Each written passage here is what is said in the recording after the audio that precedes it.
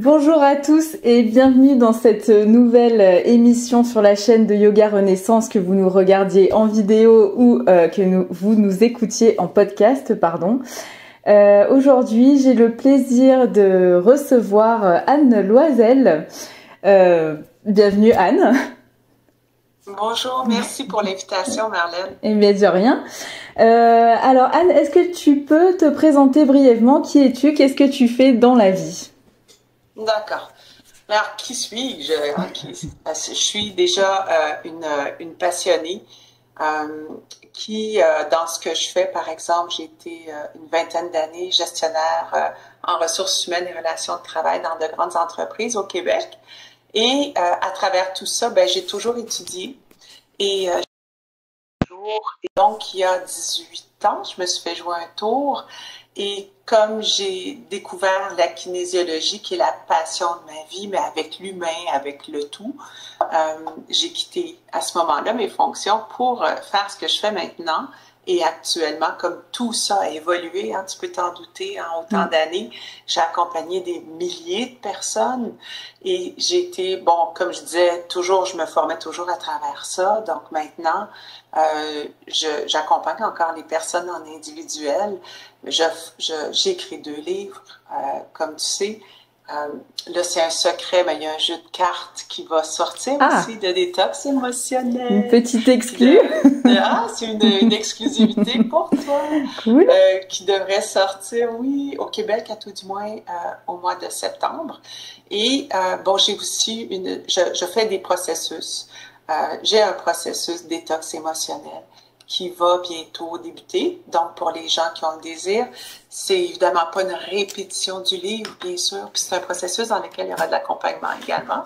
Okay. Et puis, je forme également des thérapeutes coach à ce que je fais, à la méthode que j'enseigne et que j'utilise. Alors, voilà, qui sont certifiés également. Alors, voilà. Ok. Alors moi j'avais envie de t'inviter sur la chaîne parce que tu parles de kinésiologie. Est-ce que tu peux nous expliquer qu'est-ce que c'est et en quoi ça diffère des autres approches de santé et de bien-être? Parce que c'est vrai que quand on dit le mot kinésiologie comme ça évoque pas peut-être quelque chose qu'on a l'habitude d'entendre. Donc, si tu peux nous expliquer. Ça fait très vague et de quoi on parle et un autre truc de plus parfois. C'est ça. Alors, en fait, la kinésiologie trouve son origine en 1962 par le docteur Goodhart. C'est un nom prédestiné. Qui, lui, avec des connaissances de la médecine chinoise également, là, parce que c'est également avec la médecine chinoise, a inventé, si je peux dire, le test musculaire. Alors, les chiro, souvent, vont être formés à ça et vont utiliser plusieurs muscles pour faire poser leur diagnostic et pour évaluer si ce qu'ils font est la bonne chose également. Donc, et dans leur correction, par exemple. Alors, Goodhart, ça part du principe que le corps connaît la réponse. Et c'est fabuleux parce que ça ne trompe pas. Voilà. Et je t'avais expliqué un peu, on s'est rencontrés et pour montrer physiquement. Et là, c'est très de base, hein. Mais on pourrait mettre notre bras ainsi et peser dessus. Et au moment où quelque chose est vrai pour nous, ou en chiro, les chiros, ça serait plutôt de valider si ça va bien dans leur diagnostic. Le bras, par exemple, serait fort. Il va rester comme ça, même si on pèse dessus. Mm-hmm. Alors que s'il y a un problème, s'il y a un enjeu, il ne pourra pas rester fort. Et ça, c'est même Monsieur Muscle, là, je l'ai fait avec des hommes très musclés. Et c'est toujours fascinant parce qu'on... Oh, OK. Donc, ça, c'est pour vraiment la kinésiologie comme telle. Ensuite, il y a aussi les kinésiologues qui vont faire... OK, c'est arrivé beaucoup plus tard. Ceux-ci vont utiliser le corps physique pour le renforcer selon aussi les difficultés de la personne. Mm-hmm. Alors, et pour moi, la kinésiologie que je pratique, elle vient du docteur Ed Wagner dans les années 80. Ed Wagner est également un chiro qui, lui, à ce moment-là, il s'est dit, si on peut aller tester tout ce qui est au niveau musculaire, puis voir en disant que le corps connaît la réponse, il s'est dit, on peut sûrement aller voir tout ce qui est au niveau émotionnel. Et là, lui a inventé le test sur les doigts que je pratique et que j'enseigne principalement. D'accord. D'accord. Donc le test sur les doigts qui est? Alors, ce que ça permet, et là, je tiens à faire je trouve que c'est important ce que je vais dire là juste avant. Pardon. Déjà, ça permet de donner l'accès à l'inconscient. Qui fait que dans les rendez-vous, ça va excessivement rapidement. Parce que, au lieu que la personne cherche par elle-même qu'est-ce qui fait qu'elle se joue telle histoire dans sa vie, qu'est-ce qui fait qu'elle est triste, qu'est-ce qui fait que son chien dort pas, ça va jusque-là, qu'est-ce qui fait que son enfant a des problèmes. Bon, en fait, quand tu vois le genre un peu, on peut vraiment plein de choses. Et également, au niveau physique, que ce soit, moi je suis toujours aux 4 plans, donc au niveau physique, tu sais, si j'ai un problème de digestion, par exemple, c'est au niveau physique, émotionnel, énergétique et spirituel. Là, la table, elle est mise. Parce que au moment où, par la kinésiologie sur les doigts, ça part un peu du principe que, tu sais, dans les années 80, hein, c'est le début des techniques plus de la psycho-énergétique, par exemple. Le EFT par Gary Craig, un peu toutes ces méthodes-là qui sont mises en place. Et Ed Wagner, avec une personne, au lieu de peser sur le bras toujours pour aller vérifier si ces hypothèses ou ces choses sont vraies, ben, il a plutôt inventé ce test-là. Qui fait que 1 et 1 font 3. On est ensemble. Je suis avec toi. Et le privilège, je te dirais, de cette technique-là, c'est que je peux aller chercher dans mon gros cartable ou dans même mes hypothèses et si ce que je dis est vrai. D'accord. Et de le proposer. Moi, c'est comme ça que je fonctionne souvent. Alors, il y aura une donnée qui pourrait être, par exemple, fragile. Et moi, j'ai beaucoup une vision par chakra. Alors, c'est vraiment au niveau de l'accompagnement. Et donc, si par exemple, il y a fragile et que j'arrive au niveau du 5e chakra, ça peut être une fragilité au niveau de l'expression. Ça peut être quelque chose qui vit. Et qu'est-ce qui fait que cette personne-là vit ça en ce moment, par exemple? Et là, je peux aussi aller tester un âge, un moment, et voir s'il y a une répétition, tu sais, par exemple, de pattern.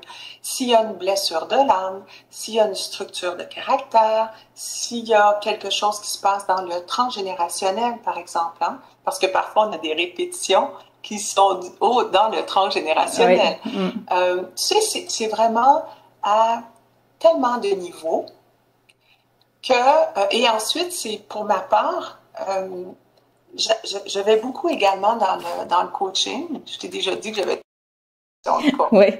Et là, faut croire que j'ai. Moi, je devais donc être certifiée pour tout, Marianne. C'est même pas drôle. Ben, c'est ça. Ah, c'est tellement important. Fait que là, donc, avec ça, ce que je veux dire par rapport à ça, c'est que c'est beaucoup également une façon que moi j'enseigne et que j'utilise de découvrir avec la personne, hein, on est un peu comme des détectives, mais on découvre rapidement ce qui est, par exemple, l'enjeu de la personne. Oui. Et ça, c'est fantastique. Parce que parfois, ça pourrait prendre des années. Eh oui, et du coup, c'est quand même un procédé qui est hyper intéressant pour les personnes qui sont notamment en burn-out, qui ont besoin un petit peu de découvrir tous ces process inconscients assez rapidement, entre guillemets, pour pouvoir aller mieux, plus vite que si on faisait aucun travail sur ces aspects-là, quoi. Tu as raison. Par exemple, ça pourrait être qu'est-ce qui fait que cette personne-là se retrouve dans cette situation-là?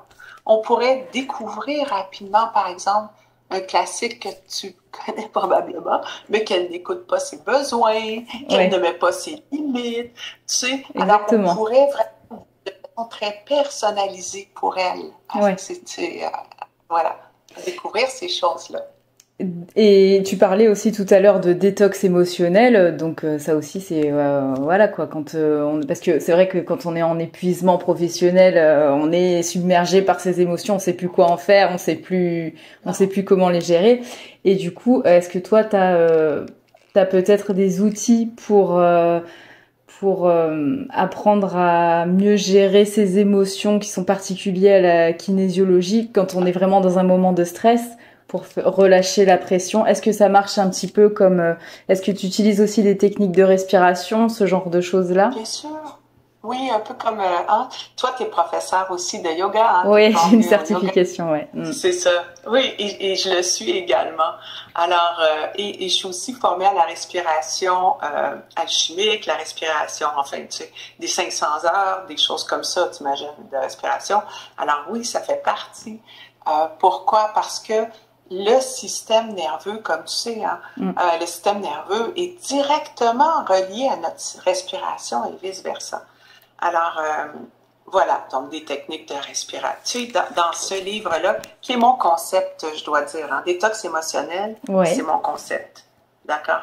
C'est vraiment, et dans ce bouquin, toi, c'est peut-être ce qui t'a attiré aussi comme professeur de yoga et comme une personne qui s'est intéressée à beaucoup d'autres choses et hein, c'est ça, qui devient curieuse, c'est ce qui arrive, hein, Oui. et qui a vécu, hein, qui est passé, qui accompagne les gens pour le burn-out et tout ça. Alors, dans ce bouquin, par exemple, qui est classé par chakra, donc par enjeu, par chakra, tu sais. Alors, les parts, c'est un peu comme la pyramide de Maslow, Oui. pour les gens qui connaissent mieux, là. Donc, pour moi, c'est un peu la même chose. Et dans ce bouquin-là, on va retrouver des tonnes et des tonnes et des tonnes d'outils. Mais déjà, dans des techniques de respiration, tu as envie qu'on en propose une aux gens qui nous écoutent? Oui, avec grand plaisir. Oui? Oui. Alors, déjà, il y en a une qui sera différente de plusieurs, je trouve qu'on voit souvent, qui sont magnifiques, hein, mais il y en a une que j'aime particulièrement. Et je vais juste expliquer pourquoi rapidement avant. Parce que ce qui fait qu'on vit, puis je m'inclus hein, aussi là-dedans, un paquet de choses dans notre vie, un paquet de situations qui ne nous conviennent pas, un paquet de, même parfois, tu sais, hein, Marlène, de malaise, Oui. ou de pas se sentir à la hauteur, ou je vais finir par y arriver. Et je vais y arriver. Non, mais c'est moi, là. Et là, on peut devenir des spécialistes de l'organisation, hein? Et on n'y arrive toujours pas, tu sais. Oui. Et là, c'est d'un cran. Et là, j'aurais plein d'images à te nommer sur ça, juste pour faire rire un peu hein, les gens qui nous écoutent, hein, qui t'écoutent. Tu sais, j'ai l'image parfois de la femme que j'ai bien incarnée, je vais t'avouer, il y a plusieurs années, qui, par exemple, souhaite dans sa vie avoir une belle maison, un amoureux, des enfants. C'est légitime, une carrière qu'elle aime. On veut tout. Non, hein? Et là, ou la plupart, enfin, ont une vie qui nous correspond. Et là, on met beaucoup d'efforts pour arriver à ce qu'on désire.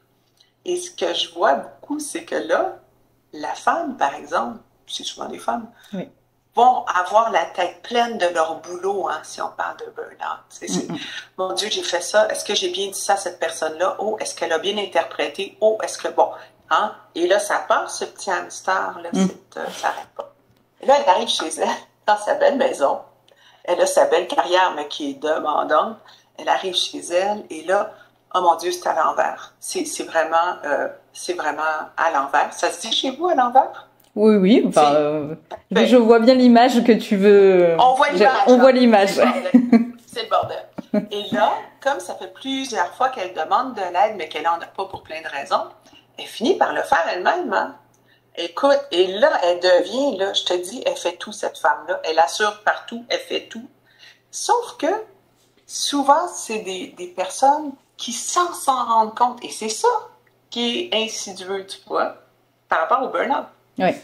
C'est que c'est souvent un ensemble. Hein. Je sais qu'il est habituellement en lien avec le travail, mais pour avoir été gestionnaire ressources humaines pendant 22 ans, où je m'occupais principalement des départements de mieux-être au travail, de gestion d'assurance salaire, ici de tout ce qui est santé et sécurité du travail, Je sais très bien que c'est un ensemble, c'est pas uniquement une chose, le burn-out. Et là, cette femme-là, qui est devenue une spécialiste de tout, ressent un vide intérieur, une espèce de peine qui peut être là ou de la colère. Et tu vois un peu le contexte. Et tout ça continue, elle se dit, je vais y arriver, je vais y arriver, je vais y arriver. Bon, on y est. Et là, c'est la candidate parfaite pour éventuellement frapper un mur, en bon québécois. Elle n'a pas vu ce qui se passait, elle ne comprend pas et elle se dit même, pourtant, j'ai tout ce que je voulais dans ma vie. Puis ça me touche parce que c'est ce que je vois. Puis là, je me sens coupable. D'accord? Je suis pas heureuse. Puis je suis en colère. Puis je suis contrôlante. Et là, se juge. On prend une bonne respiration collective. Le but, pour moi, le plus vrai, le plus impactant, ça revient à se connaître. Et je t'assure que la majorité des femmes que je rencontre peuvent expérimenter un malaise, un mal-être, une peine, une impression de tourner en rond, un jugement par rapport à elle, je vais y arriver, tout ça. Mais en réalité, elles ne se voient pas aller. Et elles s'en mettent toujours plus. Oui. Il y a même beaucoup de perfection là-dedans. Bon. Alors, la première des choses, c'est d'avoir la capacité. C'est ça qui je reviens, je sais que je suis fatigante, ça fait 3 fois que. Mais c'est que ces femmes-là, je le répète, ne se voient pas aller. Et c'est tout là l'enjeu et le drame, je dirais. Parce qu'elles ne savent pas. Alors que uniquement, simplement, je ne dis pas que c'est facile, mais c'est simple. Enfin, action. Respirer. Dans le bas de mon ventre. Dans le bas de mon ventre. Et d'aller voir comment je me sens. Qu'est-ce qui ne fonctionne pas? Quels sont mes besoins, par exemple? J'ai besoin de quoi en ce moment? C'est déjà une base. Un B-A-B-A. Cette respiration qui vient reconnecter à soi. Et de se poser la question. Et si elle ne trouve pas de consulter, ça se peut parfois qu'on ait besoin de se faire accompagner. Hein, par peu importe, par une personne avec qui on est bien, avec qui on a confiance, avec qui, bon. Et c'est tout ça l'enjeu de ces femmes-là, je trouve. Tout à fait, oui. Et le besoin, excuse, puis tu sais, le besoin, ça peut être, moi j'ai besoin, ça peut être très, très basique aussi, là. Ah oui, il faut savoir qu'un besoin, on est les seules personnes qui pouvons nous en occuper et les nommer. Donc, ça peut demander du courage, du leadership, un peu tout ça, mais juste revenir à la base de cette respiration et de connecter à soi et de se poser la question de quoi ai-je besoin actuellement. Et dans tout ça, ça pourrait être simplement, écoute, j'ai besoin d'aide, moi, pour m'aider à faire le ménage. Je reviens à quelque chose de très de base dans le quotidien. Oui. Et donc, à ce moment-là, ce que ça fait, c'est que elle peut regarder peut-être avec son amoureux, avec son chéri, comme vous dites chez vous. Écoute, on va aller chercher quelqu'un pour nous aider au niveau du ménage. Là, souvent, j'entends le mari qui dit non, parce que moi, je veux pas quelqu'un qui vient chez moi que je connais pas. Oh, mais c'est tellement ça. Mais c'est tellement ça. Mais je sais, Marlène. C'est très... Mais voyez-vous, en tout cas, je pourrais en parler longtemps parce que je parle beaucoup et que j'ai beaucoup d'idées d'accompagnement que j'ai eues en tête pour ça. Voilà. Alors, déjà, la respiration et amener cette connexion à soi. Oui. Et du coup, donc toi, tu as dit que tu avais une expérience en ressources humaines. Est-ce que les professionnels, ils sont sensibles au genre d'approche que tu proposes dans le milieu professionnel? Est-ce que c'est quelque chose, est-ce que toi, par exemple, tu fais de la sensibilisation en entreprise sur tout ce qui est un peu gestion des émotions et kinésiologie, du coup? Est-ce que les professionnels sont sensibles à ça? Peut-être. Je crois une chose. C'est que mon approche, qui est la mienne, hein, parce qu'il faut savoir qu'ensuite, la kinésiologie, moi, je fais de la kiné quantique. Et c'est différent parce que, ultimement, c'est un pendule. On fait oui ou non, tu sais. Ouais, d'accord. Oui ou non, alors c'est très binaire. Ensuite, c'est ce qu'on en fait. Alors, ça peut également, ma pratique peut sembler comme étrange, ésotérique, tu sais, mais pour ma part, quand je l'enseigne, c'est excessivement cartésien. C'est ma couleur. Et donc, c'est intéressant que tu poses cette question-là parce que ça fait 18 ans que je suis plus en entreprise, j'ai fait plein d'autres choses. Et en ce moment, j'ai une grande... c'est comme si un retour à mes anciennes amours. J'aime accompagner les gens que j'accompagne, enseigner ce que j'enseigne et tout ça, pas de doute. Mais j'ai une grande passion, c'est d'accompagner les gestionnaires. Alors là, je fais la différence parce que c'est vraiment ceux qui vont gérer des personnes que j'aime accompagner en entreprise. Et pourquoi? Parce que c'est eux qui vont aussi impacter les autres. Tout à fait. Ils vont changer le monde à un moment donné, tu sais. Et c'est quelque chose que je souhaite faire. Il y a toujours une question de temps. Mais c'est un créneau que j'aurais à redévelopper parce que j'accompagne beaucoup de gestionnaires en entreprise. Et honnêtement, en développant, moi je suis une fan de développer le leadership relationnel. J'adore ça. Et relationnel, pourquoi c'est autant perso que pro? Et on développe le courage, on développe l'engagement, bon, enfin tout ça. Et ce que ça crée, c'est que par leur posture, seront capables de bien accompagner une personne aussi. Tout à fait, oui.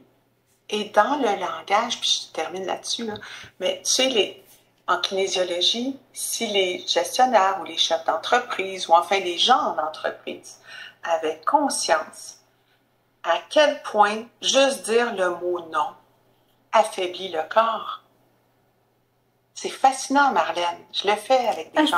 Ça affaiblit le corps? Toi, tu penses que ça affaiblit le corps de dire je non? Je ne pense pas. Je le fais expérimenter à plein de gens quand je en présentiel. Je ne pense pas.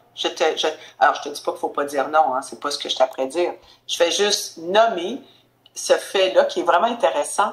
Et juste quand je teste physiquement une personne ou que je l'enseigne, le discours intérieur, tu sais, je veux dire à une personne, par exemple, là, tu vas dire, je suis pas bonne, j'ai pas réussi à se parler mal, finalement. Moi, je demande une résistance et tout ça lâche. Hein. Il n'y a aucune possibilité d'être dans notre force.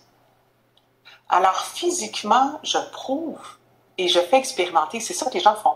Oh, mon Dieu! Parce qu'ils se rendent compte à quel point ils ont un pouvoir sur leur façon de penser et l'impact sur leur vie, leur taux de vitalité, etc. Mais c'est également vrai en entreprise. Alors, ça veut dire que si je suis en entreprise, Marlène, et que j'ai une équipe, et que je dis non, c'est pas comme ça que ça se fait, écoute, t'as manqué 4 fois, non, c'est pas bon, tu fais pas la bonne affaire, ben, tu sais quoi? Ils sont après foutre en l'air leur entreprise. Eh oui. Voilà. Ils baissent le niveau. Alors que si c'est, écoute, montre-moi, c'est bon, oui, ils deviennent plus des coachs, des accompagnants, tu comprends qu'on change l'espèce de dynamique hiérarchique qui est désuète depuis je ne sais pas combien de centaines d'années, mais enfin, tu sais. Alors, alors les gestionnaires, moi, j'aimerais bien aller les chercher à ce niveau-là. Pour qu'on puisse collectivement monter un peu tout ça et non toujours vivre ça parce qu'il y a beaucoup d'enjeux de burn-out, justement. Oui. Et du coup, en parlant de ça, parce que vous avez tous bien entendu ce joli accent qui nous fait voyager de l'autre côté du monde, comment le burn-out s'est considéré outre-Atlantique? Est-ce que le phénomène a aussi explosé juste après le Covid? Est-ce qu'il y a plus de prévention que chez nous? Est-ce que c'est les mêmes idées reçues, parce qu'au final, ici, on a l'impression que c'est tout le monde est en burn-out. Dès que t'as un pied de travers, tu te mets en burn-out, tu te mets en arrêt. C'est un peu le truc de feignant, tu vois. Alors qu'en vrai, on est loin de ça, quoi. On est loin de ces idées reçues. Quand on en a vécu on se rend compte qu'il y a bien d'autres implications que ça, quoi. Donc du coup, est-ce que J'en ai vécu un burn-out en 2004 dans une grève ici, là, comme gestionnaire cadre. J'étais en succursale à travailler des 80 heures semaine. Crois-moi qu'après 2 mois, 3 mois, je suis devenue non fonctionnelle. Ouais. Alors, je connais le burn-out, c'est ce que je veux dire. J'ai beaucoup de... C'est pas quelque chose que... non, je le connais. Ici, écoute, moi, je peux pas te dire en entreprise, mais je peux te dire que ce que je vois, par exemple, depuis... Déjà, quand j'étais en entreprise, mais tu sais, ça fait longtemps, ça fait 18 ans, je peux te dire que, et ce que je vais te dire là comme chiffre, et à mon avis, pour moi, il fait peur, je vais dire ça. À ce moment-là, il y a 18 ans, il y avait 70% des gens en entreprise qui prenaient des antidépresseurs. Ah oui, parce que c'est vrai que, j'ai l'impression que là-bas aussi, le recours aux antidépresseurs est beaucoup plus présent qu'en France. Ah oui? Ah, peut-être, mais à ce moment-là, c'était une donnée, c'était une donnée statistique, moi, à laquelle j'avais accès parce que c'était mon boulot. Ça fait peur. Aujourd'hui, je ne le sais pas. Moi, me fait peur parce que collectivement, ce que ça crée, c'est que les gens vont continuer à se laisser vivre et à vivre après quelque chose qui ne leur convienne pas, mais vont se forcer à vivre ces choses-là en se disant qu'ils n'ont pas le choix, qu'ils peuvent pas exprimer, qu'ils peuvent pas... Et on a été élevés comme ça. Alors, il n'y a rien de culpabilisant là-dedans, je le dis tout de suite. C'est pas parce que franchement, t'es pas réveillé, non. C'est parce que non, mais c'est vrai, collectivement, on a été souvent élevés de cette façon-là. Tout à fait. Alors, c'est ce qu'on nous a dit tout le temps. Donc, on est des bonnes personnes et on veut bien performer et tout ça. Alors, ça, c'était la donnée d'avant. Et j'ai rien contre les antidépresseurs ils peuvent être vraiment nécessaires. Tout à fait. Par contre, où là, moi, j'ai un bémol, c'est que je crois pas qu'on devrait laisser une personne sur un antidépresseur pendant 1 an, 2 ans, 3 ans, 20. C'est là que là, moi, je fais comme, oups, c'est que c'est symptomatique d'une job qui n'a pas été faite. J'ai un antidépresseur qui était nécessaire, là, on s'entend, mais à un moment donné, va voir un peu pourquoi. Ouais. Hein? Fais une démarche comme, par exemple, tu as fait ou que j'ai fait. Ou bon. Alors, c'est ça. Et actuellement, pendant le COVID, moi, j'ai vu beaucoup chez les gens que j'ai accompagnés tout le long, là, je n'ai pas arrêté. Beaucoup, je te dirais que c'est ce que j'ai vu se développer, c'est beaucoup de problèmes d'alcool, d'automédication qui vont mener à une dépression. Ah oui. Parce que pour plein de raisons au niveau de la naturopathie, c'est connu, là. Alors, probablement, il y a eu beaucoup plus. Ouais. Ah oui, ouais. Donc du coup, oui. En fait, ce que je trouve triste avec ce phénomène de burn-out, c'est que vraiment, t'as l'impression que personne n'est épargné, qu'on soit en France, au Canada ou n'importe où dans le monde, en fait. C'est clair, t'as raison. C'est affolant. C'est triste. Ouais. Puis je suis dans le fond de mon être, je suis convaincue qu'il y a des changements à apporter qui ne sont pas nécessairement énormes. Et c'est pour ça que, tu sais, la question que tu me posais, ça fait 1 an que je me dis, j'ai vraiment le désir d'accompagner des gens en entreprise, mais en même temps, je ne souhaite pas nécessairement, à présent, en tout cas jusqu'à présent, le faire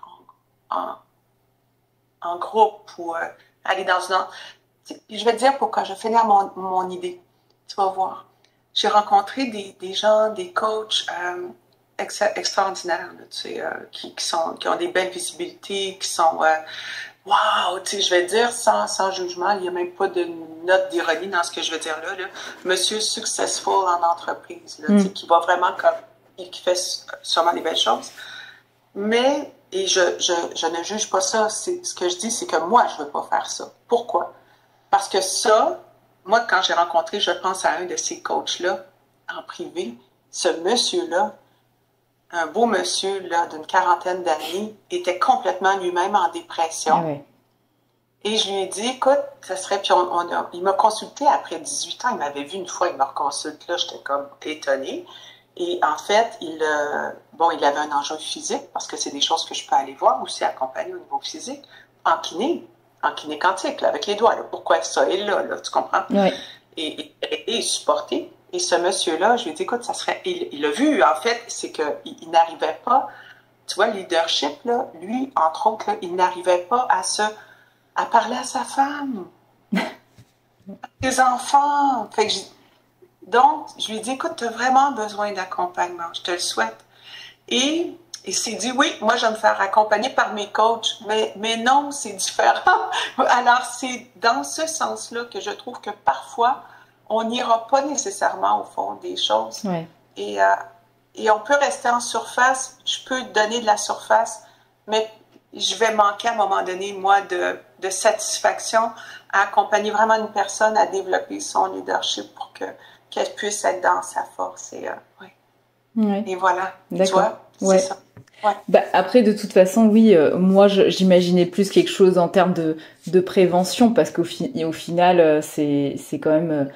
il vaut toujours mieux prévenir que guérir, de toute façon. Donc, je suis d'accord. Une personne solide va bien gérer ces gens et aura le courage de rencontrer un employé pour dire, écoute, est-ce que tu as une difficulté actuellement parce que tu arrives toujours en retard? Et que c'est le genre de trucs que si on laisse faire, les autres vont faire, ben c'est ça. Lui, là, il est jamais, hein, c'est pas grave. Puis nous, c'est grave. Et c'est le genre de petits détails qui créent de l'insatisfaction, alors que ça soit avec quelqu'un, me dire, écoute, ça te va de le rencontrer, puis c'est pas pour être, tu comprends, autoritaire et tout, mais qu'est-ce que tu peux faire? Il y a un problème, là.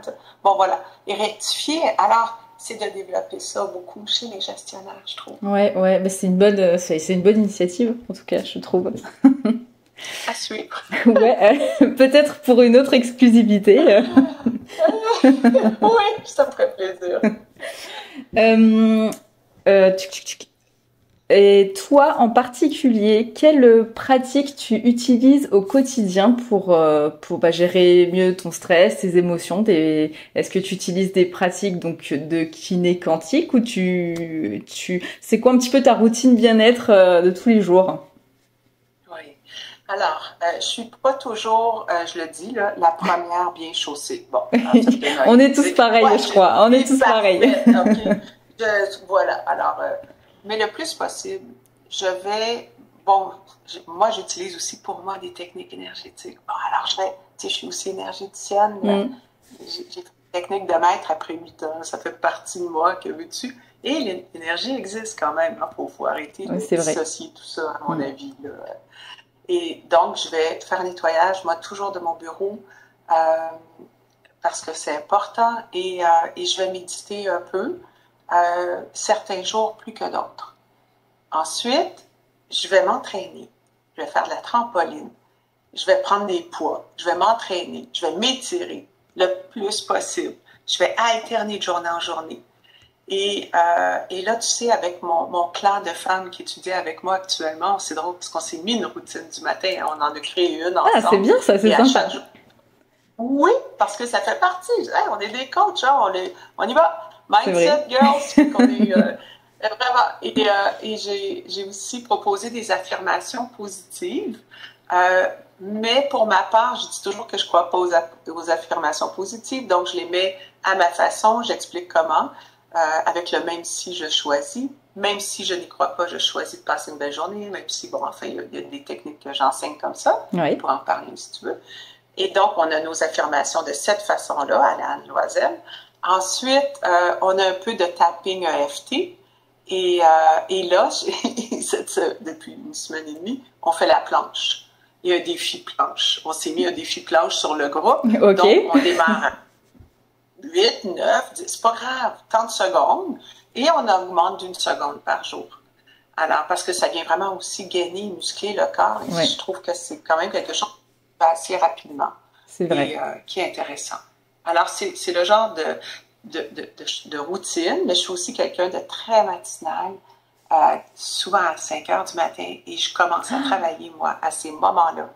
C'est là que je travaille, que je crée mes cours, mes choses, mes procédés à ce moment-là. Puis après ça, mon enjeu, c'est de me discipliner à faire là, j'arrête, parce que je suis comme un petit Bouddha. Moi, je pourrais rester là, tu comprends? Oui. Alors, je dois dire là, je prends ce temps-là pour moi. C'est mon enjeu.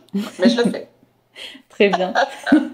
Mais du coup, je suis surprise que tu dises que tu ne... Parce que tu parlais d'énergie, et je suis surprise que tu dises que tu ne... Bon, crois pas, entre guillemets, au pouvoir des affirmations positives, parce que ça, en termes d'énergie, ça te galvanise quand même, quand tu te dis des... J'ai perdu mon réseau. Ah! Je t'écoute. On va probablement se perdre. Moi, je t'entends. Je te vois très... OK, on se parle. Quand tu me vois plus, ben, tu me envoies-moi un petit courriel si on se parle. Ça va, pas de souci. Si tu veux. Désolée pour ça. Ouais, t'inquiète. De toute façon, je vois que mon réseau, il est pas au top non plus, donc Bon, c'est peut-être de ton côté. Je crois que c'est de ton côté. Ouais, c'est fort probable.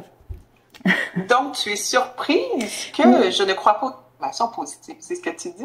Au pouvoir, oui, parce que au final, quand tu te dis des choses positives dans ta tête, ça te met quand même dans un état d'esprit, ça te met quand même une fameuse énergie qui te tire vers le haut, qui te pousse vers l'avant.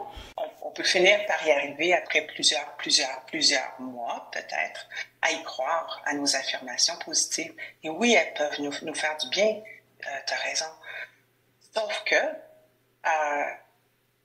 pour moi, dans ma façon de voir, c'est que ce qui est important, c'est de considérer la charge négative. La charge négative, on parle de polarité. Mm-hmm. C'est pas qu'elle est négative, c'est que c'est un moins puis un plus. Donc, parce que mon cerveau, si je commence à dire « je suis belle, je suis fine, je suis capable », il va faire « franchement, je te crois pas ». D'accord? Et ça sera sa première réaction. En tout cas, moi, ça m'arrive. Moi, le mien, il fait comme « voyons donc ». OK.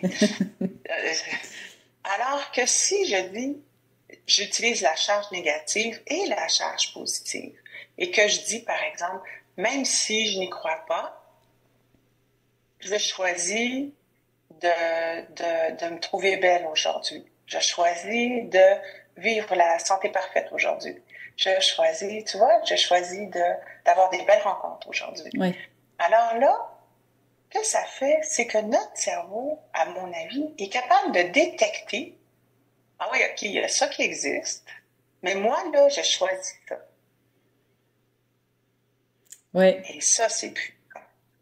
Parce que je trouve que en ignorant cette charge négative, non seulement le cerveau sur le coup, il fait comme... Mais en plus, c'est que ça nous évite éventuellement de voir clair et de voir vraiment ce qui se passe. Mais on peut, à mon avis, encore une fois, mais devenir dans quelque chose qui est faux. Ouais, oui, je vois ce que tu veux dire, ouais.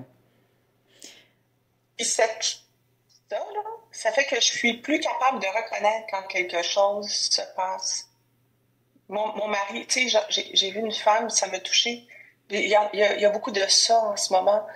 On était dans le membership, et cette femme dit, oui, donner en kiné quantique, oui, ça me parle. Moi, je suis dans le cœur et j'ai l'ouverture du cœur, tu sais. Et oui, OK.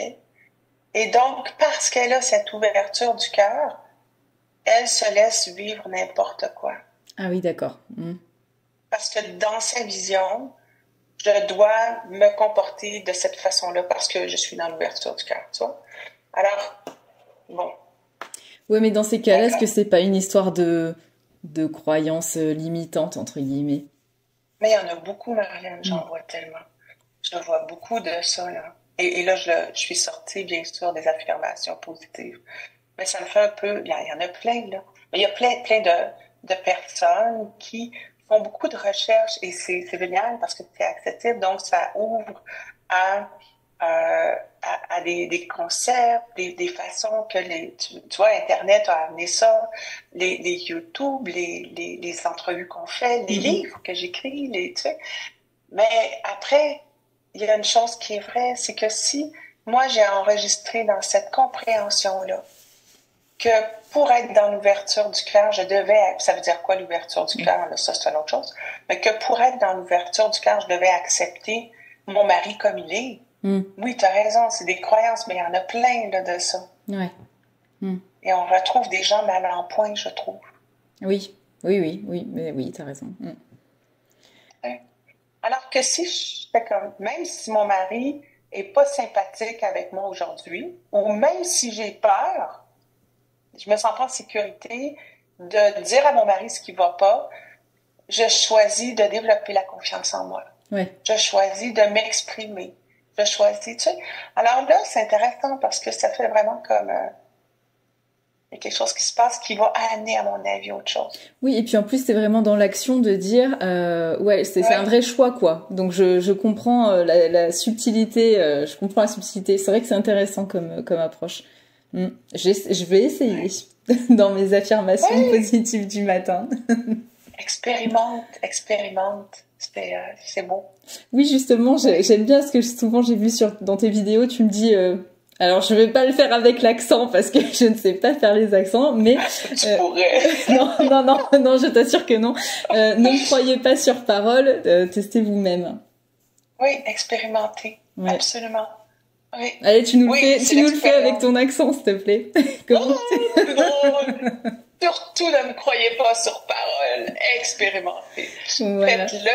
Et c'est l'expérience qui bâtit une confiance en nous. C'est l'expérience qui fait « Ah oui, ça fonctionne pour moi. » Vois-tu? Et non, que ça reste aussi à l'état de concept. J'ai plein de concepts dans ma tête. Oui, et puis de toute façon, après, il y a des choses qui vont marcher sur certaines personnes et d'autres, ça va avoir zéro effet. Donc c'est une bonne... Ou ça leur convient moins. Ils sont juste comme, bon, c'est pas ma tasse de thé. Oui, ça dépend des sensibilités. Ça dépend des sensibilités. Oui. Ok, donc tu nous parlais de tes livres tout à l'heure. Est-ce que justement pour conclure cet entretien, est-ce que tu aurais des ressources, alors toi, à titre personnel, qui ont changé ta vie, qui t'ont fait avancer? Est-ce que tu as des choses que tu aimerais nous partager, tes petits coups de cœur, ou justement nous parler de tes livres aussi, qui ont l'air fort intéressants? Oui. En fait, mes coups de cœur, il faut savoir que moi, je suis déménagée plusieurs fois dernièrement. Puis j'avais une plus grande maison, une plus petite. Et d'une plus petite à une plus grande. Et j'ai donné la moitié de mes livres. Donné la moitié de mes livres. Je sais pas si c'est une vague idée. Moi, c'était comme... Et je regrette aujourd'hui parce que j'ai l'espace pour avoir mes livres. Bon. Et que je suis toujours après chercher mes livres. Il est où ce livre-là? Est-ce que je l'ai donné? Est-ce que je l'ai pas donné? Soit le genre. Terrible pour moi. Mais il y a un livre que je vais vous montrer que j'aime parce qu'il y en a. Moi, je suis une amoureuse des livres. Alors, je suis une amoureuse des auteurs. Je suis d'un autre univers. Je trouve ça tellement important. Alors déjà, tu vois, je vous en nomme un que j'ai lu à l'âge de 14 ans et qui m'a accompagnée toute ma vie. Et c'est drôle, hein? Que je sorte ça, je pensais pas de vous parler de ça. Et c'est ce qui me vient maintenant. C'est vraiment intéressant. Et j'ai une vieille édition. À voir si je te l'aurais. Là, je partirai pas. Je serais genre à partir pour aller le chercher. Je reste ici. Mais c'est le livre. Il y a un livre qui est magnifique. Qui est tu sais, l'auteur de Jonathan Livingston Le Goéland, si jamais. Il était très populaire. Oui. Qui est Richard Bach. Richard Bach, c'est Richard Bach, hein, son nom, je ne vais pas me tromper, oui, qui est le petit-fils de Jean-Sébastien dans la lignée, je dis petit-fils, tu sais, il est dans la lignée, là, et qui a écrit Jonathan Livingston Le Goéland. Mais moi, j'ai les fétiches qui est de lui, et c'est, laisse-moi parce que je pensais pas de dire ça, c'est très drôle, c'est random, qui est, laisse-moi avoir, et c'est bête, ça, faut bien être en entrevue et avoir... quand même C'est les enseignements, c'est illusion le titre. Illusion. Alors, illusion. Attends, je regarde en même temps un truc parce que on m'en a parlé de Oui. cet auteur, la dernière personne que j'ai C'est interviewée. vrai? Ah, Et voilà. ben Et voyons. alors, c'était Théo Duverger et lui m'a conseillé le Messie récalcitrant.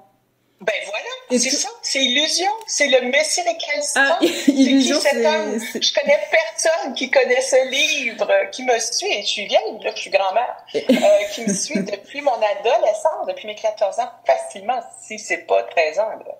Ah bah alors, s'il y a deux personnes qui nous conseillent ce livre-là, il faut vraiment aller le lire. Hein. Faut le lire, absolument. Moi, ça m'a, à l'époque, tu sais, à l'adolescence, dans le déjà, c'était pas facile, là, et j'ai lu ce livre-là, et ça m'a sorti d'où j'étais. Ah bah. Complètement. Attends, parce que...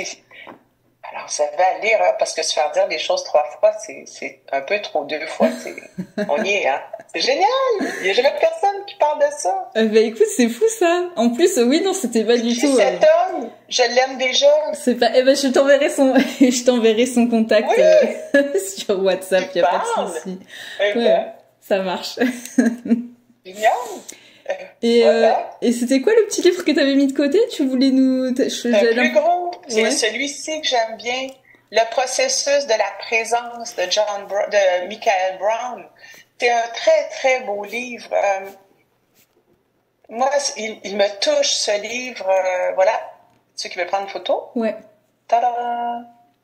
Parce que, en fait, d'abord, j'aime comment il a écrit.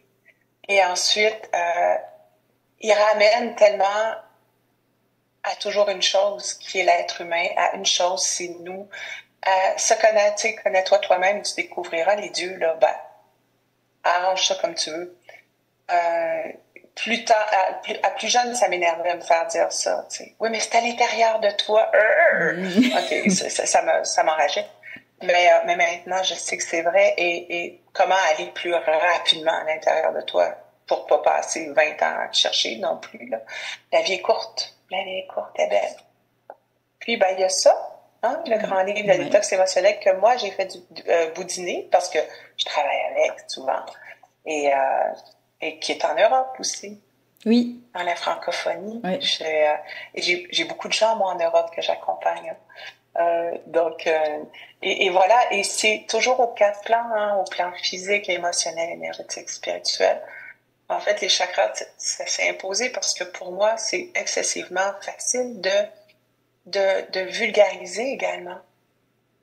Au moment où une personne a, par exemple, des peurs, des anxiétés, des grands stress, des ci et ça, c'est facile pour moi de dire voici pourquoi, voici ce que ça te fait vivre, voici ce que tu peux faire. Par exemple, une huile essentielle, une technique de respiration, bon, tout ce qu'il y a à l'intérieur du grand livre, le détox émotionnel. C'est ma vie, c'est mes recherches, c'est ça. Voilà. Et dans celui-ci, il y a des questions de coaching, il y a des questions... J'ai des personnes... il est très aimé, ce livre, et je crois qu'il est aussi très généreux et très accessible. Et j'ai beaucoup de personnes, tu sais qu'est-ce qu'elles font? Elles font ça, elles posent une question. Qu'est-ce que je devrais faire par rapport à... Bam, on y est. J'ai plein de gens qui m'ont écrit pour me dire ça. Et la tristesse que j'ai par rapport à ce livre-là, qui en est une vraie, c'est que mon adresse courriel, là en dos dans le livre, n'est plus bonne. Ah mince! Alors, il y a des gens qui me comptent. Oui, mince. Et voilà. Alors, c'est mieux d'aller sur mon site Internet parce que il y a des gens qui m'écrivent en courriel, on mettra tous les liens, en tout cas sur le blog, sur la chaîne. On mettra, t'inquiète pas. Ouais, je suis pas inquiète, mais ouais, je suis pas inquiète. Mais du coup, c'est rigolo que tu parles. Ça fait un peu très oracle, tarot, et en fait, c'est ce que tu es en train de développer, c'est ça? Enfin, c'est un tarot que tu es en train de. Enfin, si tu peux nous le dire. C'est un jeu de cartes de détox émotionnel. Oui, moi, je suis excessivement intuitive. C'est l'histoire de ma vie, tu sais. Ouais. Pour vrai, Marlène. Moi, jadis naguère, je ressentais les autres et je pensais que c'était moi, là, j'étais mêlée, là, je peux te dire les choses avant les autres. C'est ce qui fait aussi que, et c'est ce que je développe avec les gens, parce qu'on a tous accès à cette intuition-là, l'intelligence intuitive. Je pense qu'elle est tellement importante elle amène beaucoup de confiance en soi, de paix. Alors oui, moi j'aime bien, hein, j'ai un côté très fée, on m'appelle la sorcière blanche, hein, c'est comme j'ai des tarots, des cristaux, mais après il n'y a pas que, tu sais, mais j'adore ça, c'est certain, là, c'est sûr. Oh oui, on joue. Oui. Oui. Bon, bah super. Est-ce que tu as une petite phrase pour conclure cette interview? C'est un grand plaisir. Merci. Moi, tu es une belle découverte pour moi, Marlène. Bah pareil. Alors, je souhaite vraiment une longue vie à toi, à ce que tu fais, à ton émission. Je trouve ça très beau. Ben merci. Et je t'en remercie que ça puisse aider un maximum de personnes, on espère. Ben, en tout cas, merci à toi d'avoir répondu présente à l'invitation. Et on vous mettra tous les liens sur Insta, sur YouTube, sur le blog, comme d'habitude. En attendant, je vous souhaite une bonne fin de journée. Je vous dis à très vite. Ciao!